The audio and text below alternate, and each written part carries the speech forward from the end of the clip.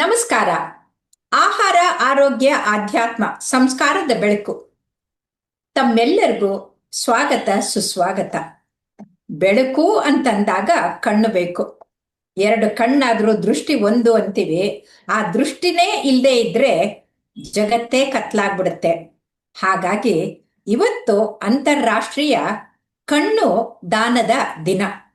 ಇಂಥ ಉತ್ಕೃಷ್ಟವಾದಂಥ ದಾನದ ದಿನದಂದು ನಮ್ಮೊಂದಿಗಿದ್ದಾರೆ ಡಾಕ್ಟರ್ ಸುರೇಶ್ ಬಾಬು ಜಿ ಅವರು.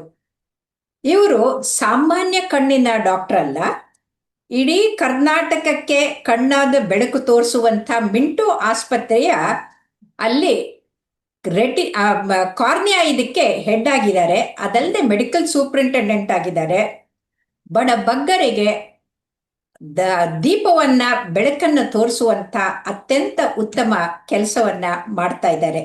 ನಿಸ್ವಾರ್ಥ ಸೇವೆಯನ್ನ ನೆನೆಸ್ಕೊಂಡು ಇವತ್ತಿನ ಇಂಟರ್ನ್ಯಾಷನಲ್ ಐ ಡೊನೇಷನ್ ಡೇಗೆ ಅವ್ರಿಗಿಂತೂ ಉತ್ತಮವಾದಂಥ ವ್ಯಕ್ತಿ ನಮಗೆ ಯಾರು ಸಿಗದಿಲ್ಲ ಅಂತ ಹೇಳ್ಬೋದು. ಹಾಗಾಗಿ ನಮಸ್ಕಾರ ಡಾಕ್ಟ್ರೆ. ನಮಸ್ಕಾರ. ಸರ್ವಜ್ಞ ಹೇಳ್ತಾನೆ, ಅನ್ನದಾನಕ್ಕಿಂತ ಇನ್ನೂ ದಾನ ಇಲ್ಲ ಅಂತಾರೆ. ಆದ್ರೆ ಇವತ್ತಿನ ದಿನದಲ್ಲಿ ದೃಷ್ಟಿ ದಾನಕ್ಕಿಂತ ಇನ್ನೊಂದು ದಾನ ಇಲ್ಲ ಅಂತ ಕೂಡ ನಾವು ಹೇಳ್ಬೋದು ಅಂತ ಅನ್ಸುತ್ತೆ. ಯಾಕಂದ್ರೆ ಅನ್ನ ಹೊಟ್ಟೆಗಾದ್ರೆ ಈ ಕಣ್ಣು ನಮ್ಮ ಮನಸ್ಸಿಗೆ, ನಮ್ಮ ಬುದ್ಧಿಗೆ ಆದ್ರಿಂದ ಅತ್ಯಂತ ಉತ್ತಮವಾದಂಥದ್ದು. ತಾವು ದಯವಿಟ್ಟು ನಮ್ಮ ವೀಕ್ಷಕರಿಗೆ ಈ ಕಣ್ಣು ದಾನ ಅಂದ್ರೆ ಏನು, ಯಾರು ಮಾಡ್ಬೋದು, ಯಾವಾಗ ಮಾಡ್ಬೋದು, ಹೇಗೆ ಮಾಡ್ಬೋದು, ಯಾರನ್ನ ಕಾಂಟ್ಯಾಕ್ಟ್ ಮಾಡ್ಬೇಕು ಅಂತ ದಯವಿಟ್ಟು ತಿಳಿಸಿ ಸ್ವಾಮಿ. ಈ ಕಣ್ಣು ದಾನ ಅಂದ್ರೆ ನೇತ್ರದಾನ ಶ್ರೇಷ್ಠ ದಾನ ಅಂತ ಹೇಳ್ತಾರೆ ಎಲ್ಲದರಲ್ಲೂ.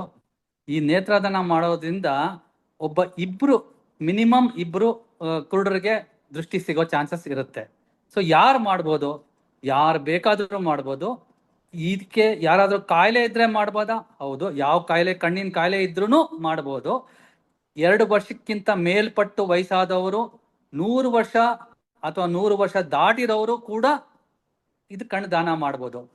ಈ ಕಣ್ಣು ದಾನ ಮಾಡಿದ ಮೇಲೆ ಆ ಕಣ್ಣು ಯಾರಿಗ ಉಪಯೋಗಿಸಕ್ಕಾಗುತ್ತೆ, ಯಾರಿಗಾಗಲ್ಲ ಅಂತ ಅದು ನೇತ್ರ ಭಂಡಾರ ಡಿಸೈಡ್ ಮಾಡುತ್ತೆ.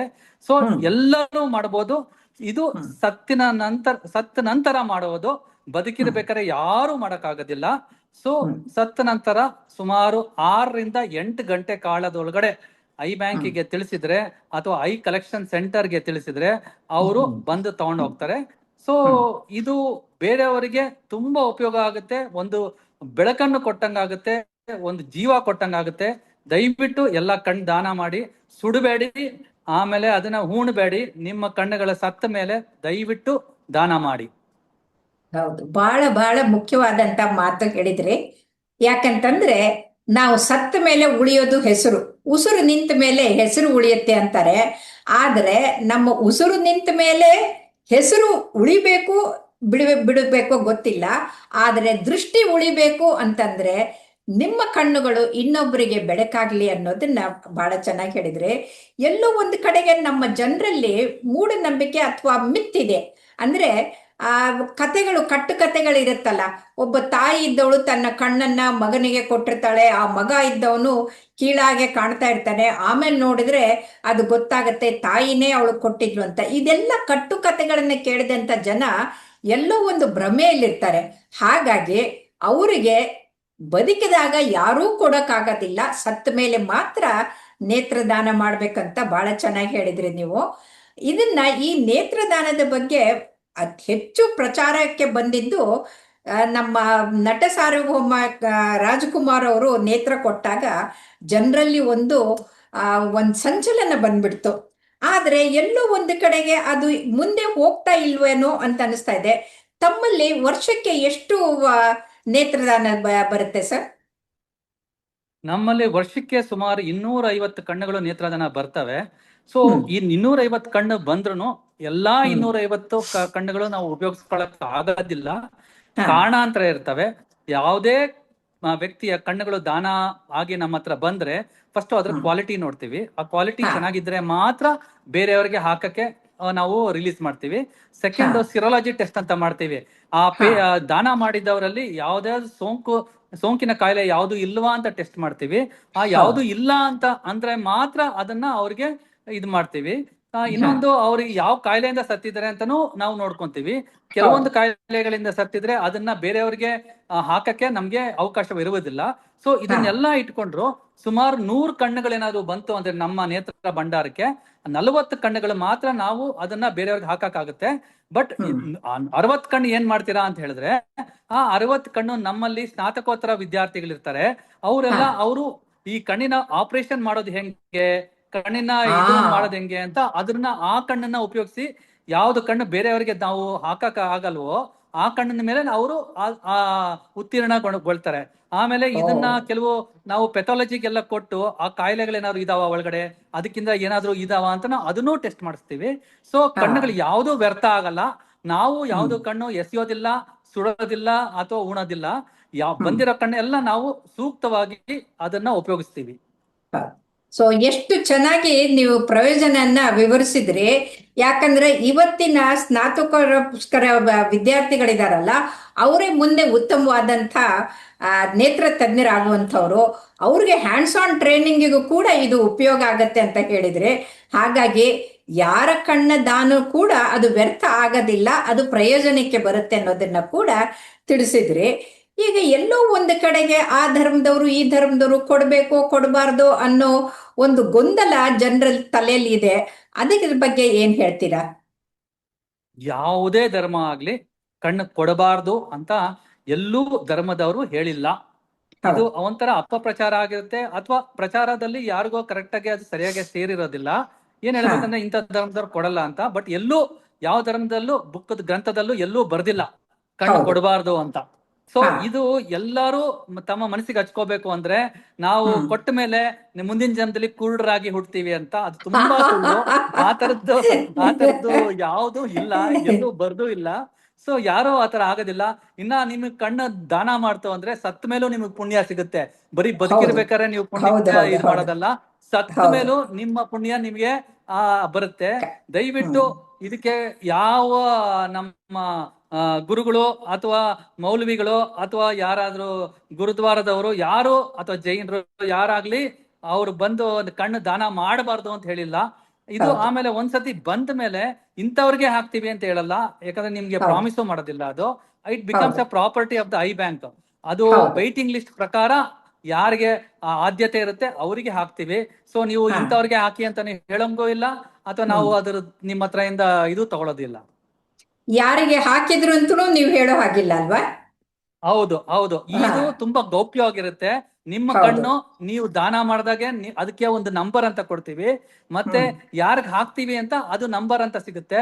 ಸೊ ಹಾ ಅದನ್ನ ನಂಬರ್, ಆ ರೆಕಾರ್ಡ್ಸ್ ನಮ್ಮ ಹತ್ರ ಇರುತ್ತೆ, ನೀವು ಮ್ಯಾಚ್ ಮಾಡಕ್ ಆಗೋದಿಲ್ಲ. ಹಾ ಯಾರಿಗೆ ಈಗ ರಾಜ್ಕುಮಾರ್ ಸತ್ತಾಗ ದಾನ ಮಾಡಿದ್ರು ಅವ್ರ ಕಣ್ಣು ಯಾರಿಗೋಯ್ತು ಅಂತ ಅದು ಗೊತ್ತಿರೋದಿಲ್ಲ, ಅಥವಾ ಪುನೀತ್ ಹ್ಮ್ ರಾಜ್ಕುಮಾರ್ ಸತ್ತಾಗ ಅವ್ರ ಕಣ್ಣು ದಾನ ಮಾಡಿದ್ರು ಅದು ಯಾರಿಗೋಯ್ತು ಅಂತ ಗೊತ್ತಿರಲ್ಲ. ಬಟ್ ಅದು ಬೇಕಾಗಿರೋ ದಾನಿಗಳಿಗೆ ಹೋಗಿರುತ್ತೆ.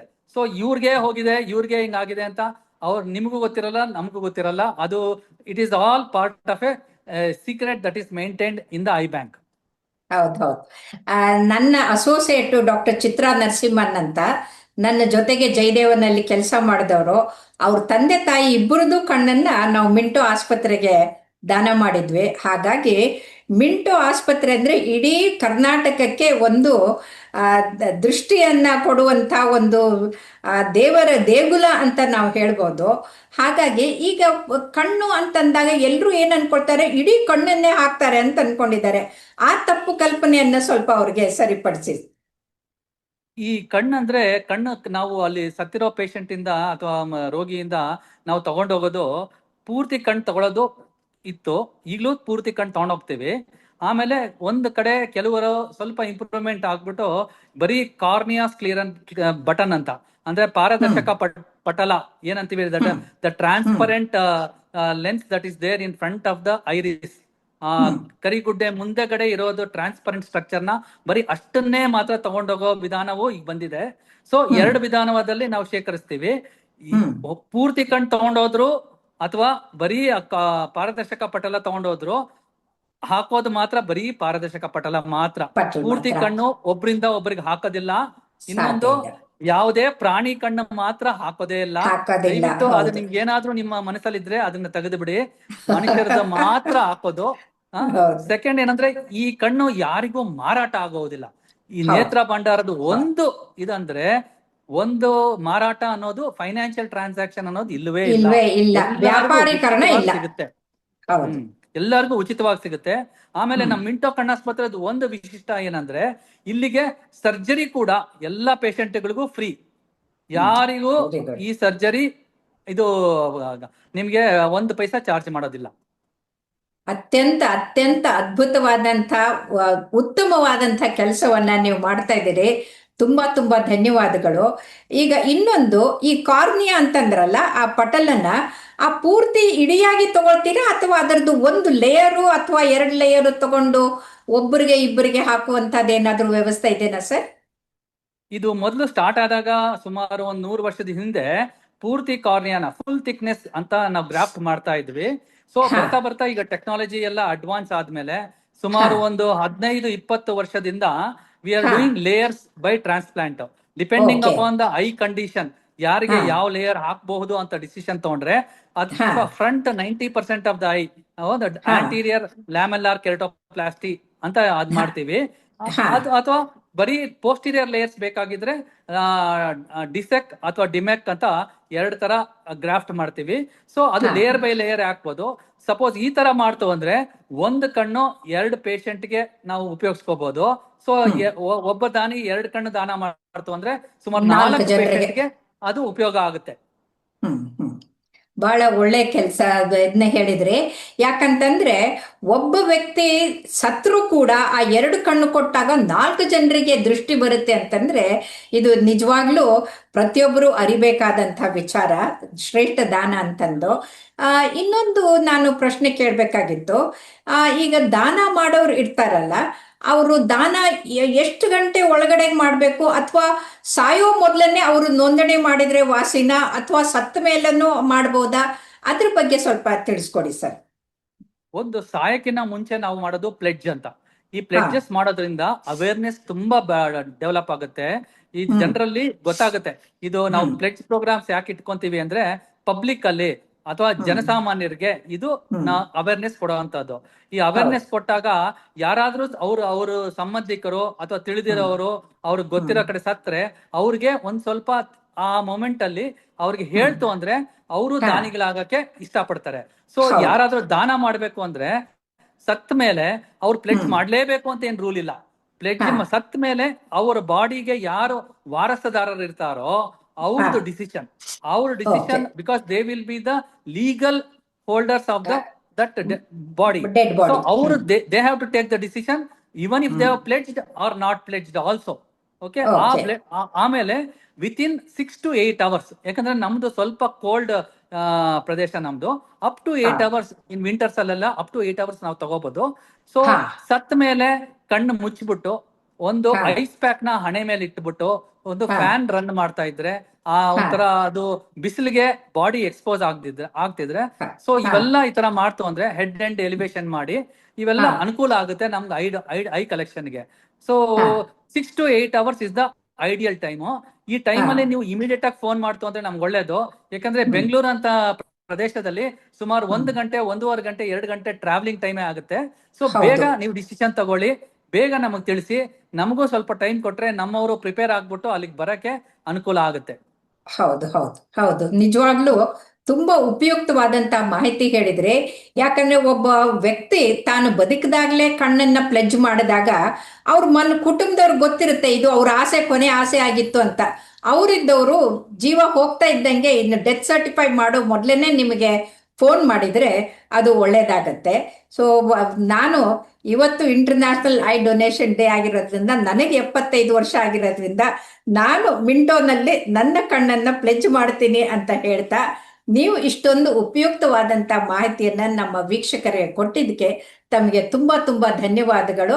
ಇನ್ನೂ ಹೆಚ್ಚೆಚ್ಚು ಜನ ಡೊನೇಷನ್ ಮಾಡಿ, ದಾನ ಮಾಡಿ, ನಿಮ್ಮ ವೇಟಿಂಗ್ ಲಿಸ್ಟು ಕಡಿಮೆ ಆಗಲಿ ಅಂತ ಹಾರೈಸ್ತೀನಿ ಸರ್. ನಮಸ್ಕಾರ. ನಮಸ್ಕಾರ ಮೇಡಮ್.